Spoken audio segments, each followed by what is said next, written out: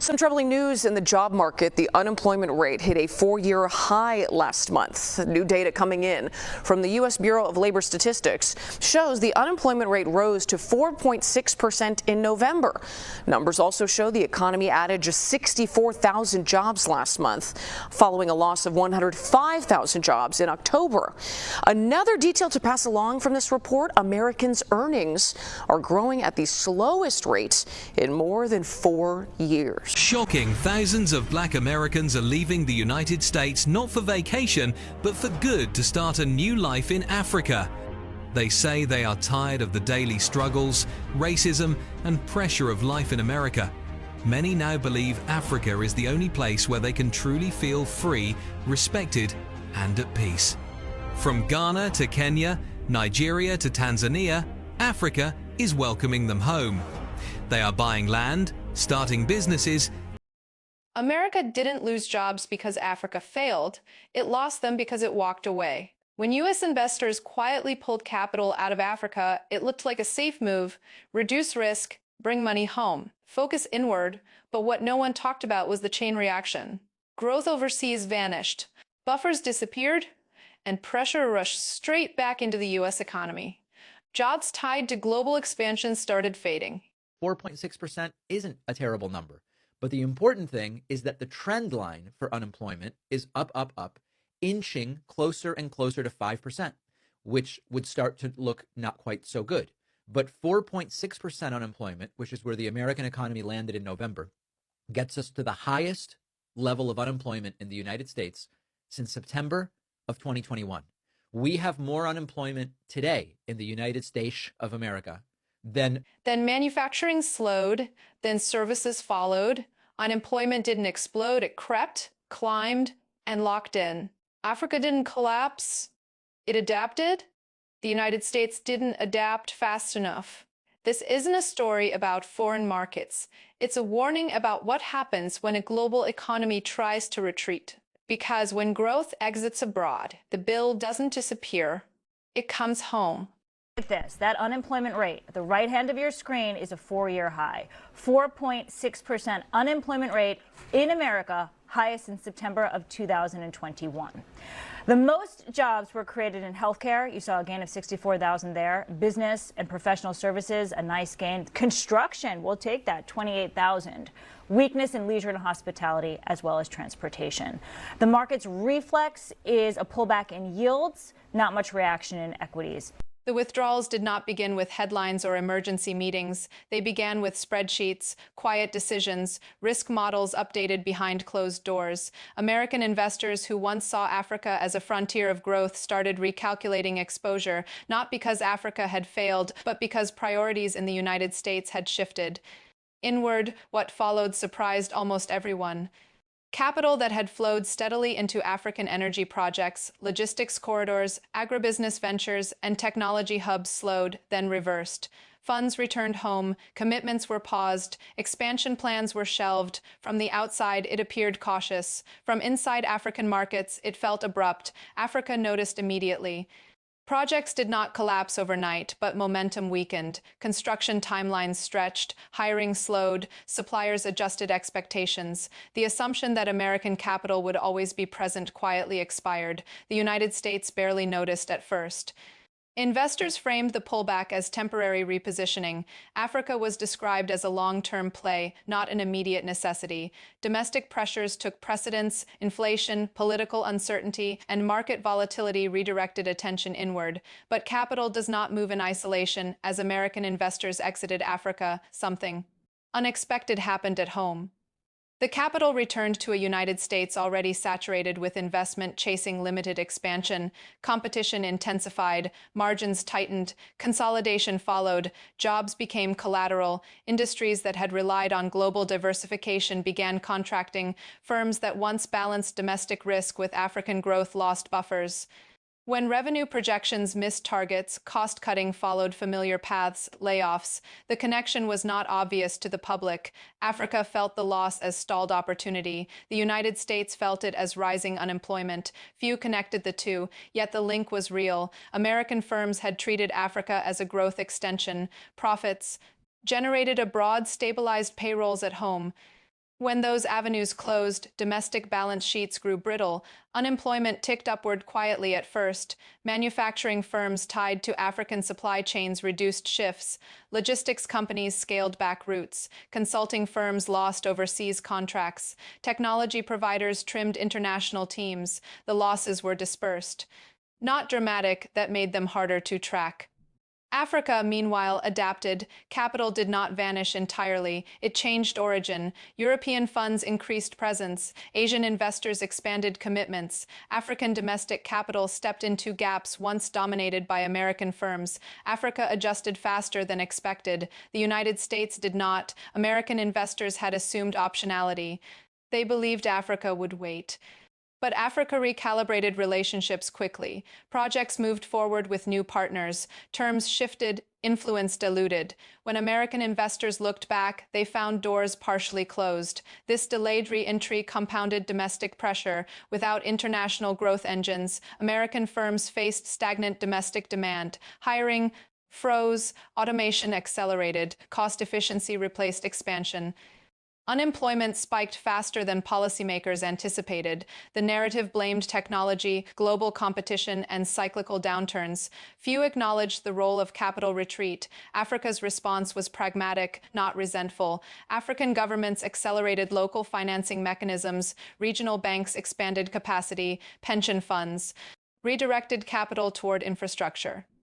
Africa treated the pullout as a lesson, not a betrayal. The United States treated it as an inconvenience. That difference mattered. As unemployment figures rose, public discourse focused inward, political debates intensified, policy responses lagged behind labor market reality. Meanwhile, Africa diversified partnerships, American absence became normalized, new standards emerged, new alliances solidified. Africa's dependence on any single investor diminished. Ironically, this resilience widened the gap. When American firms attempted to return, they faced tougher terms. Equity stakes were smaller, decision-making authority reduced, margins compressed. The United States had lost leverage it once assumed permanent. Unemployment continued, climbing not explosively but persistently. Communities felt strain, job security eroded. Workers once connected indirectly to African growth found themselves displaced by domestic saturation. Africa, in contrast, stabilized, growth slowed temporarily, then resumed under new configurations. The continent learned to absorb shocks without American capital as default. This outcome challenged long-held assumptions.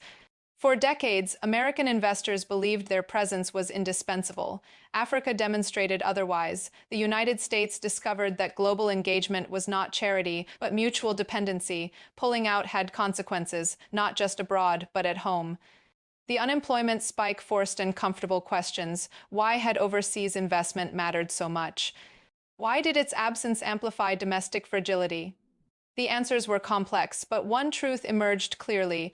Global capital flows are circulatory, not linear. When the United States withdrew from Africa, it did not isolate risk. It redirected it inward. Africa adjusted by diversifying.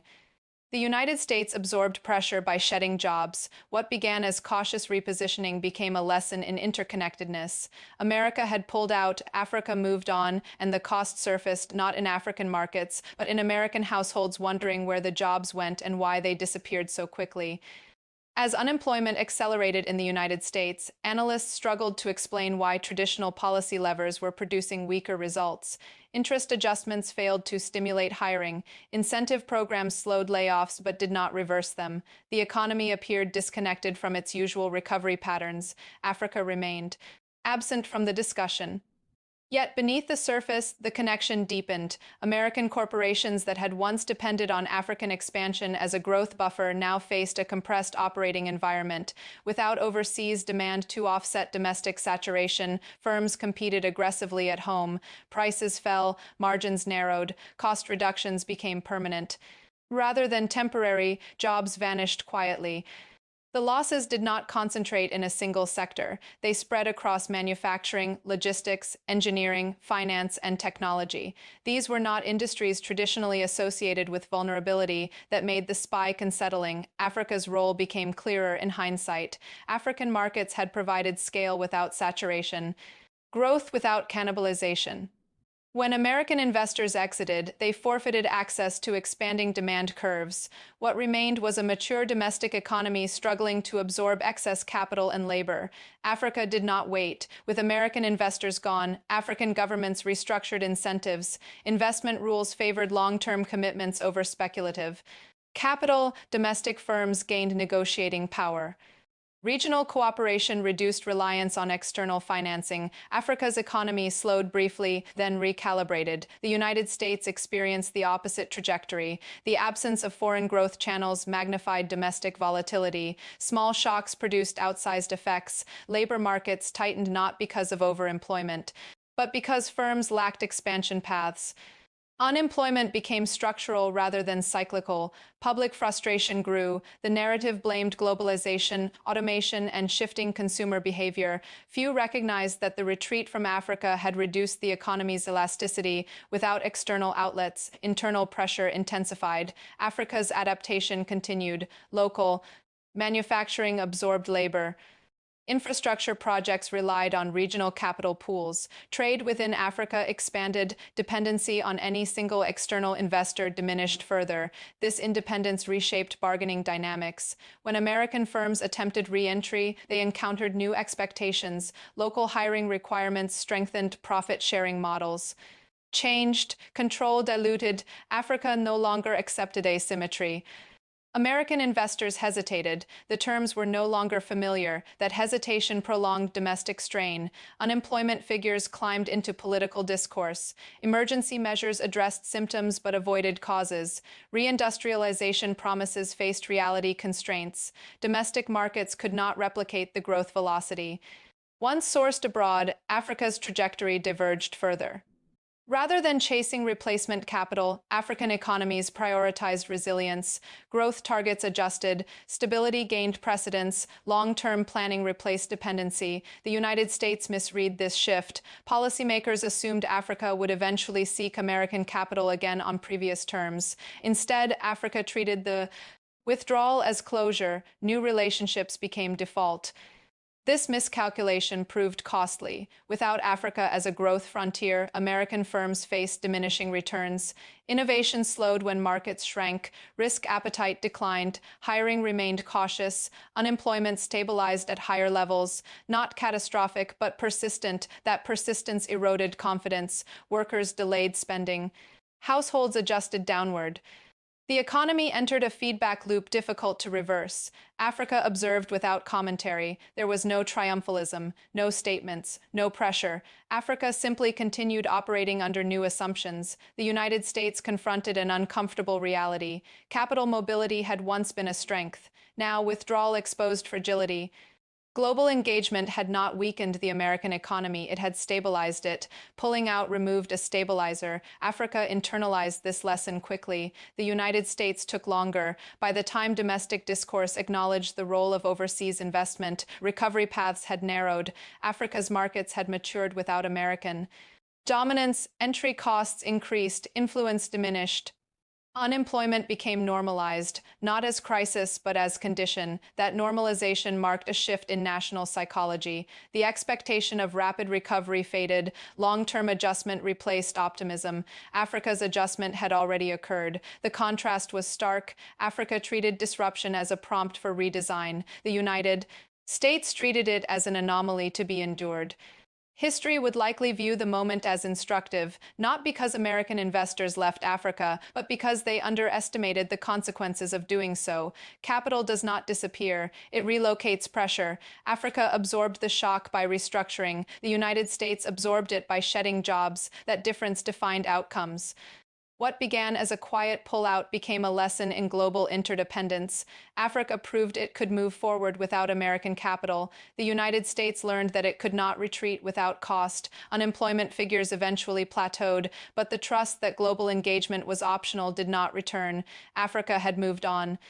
And America, confronting a reshaped world, was left recalculating a decision it once considered inconsequential.